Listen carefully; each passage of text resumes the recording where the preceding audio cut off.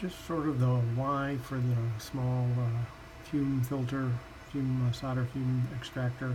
Picked up one of these for $2, one of these little 8-watt soldering irons. And what I'm showing here is I'm running them both off of a battery pack. Now you notice I put my meter on here, 5 volts, with the two of them drawing about 1.5 amps. So you have to have a fairly substantial, you probably put a power block in there too. But anyway, just trying to make a something portable I can take out in the field real quick. Again, just demonstrating that the smoke thing filter works. Nothing big, I just wanted to show that these are tools that you can do. I mean, I wouldn't rely on this soldering iron for the big work, but it works.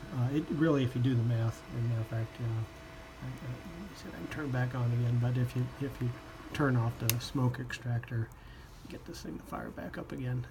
That is one of the tricky parts. If you do the math, you see that it isn't really doing 8 watts. It's more like 7. But anyway, it works. Just wanted to demonstrate why I even built the small filter, again, to be able to do stuff out in the field if there's no available power. Thanks. Bye.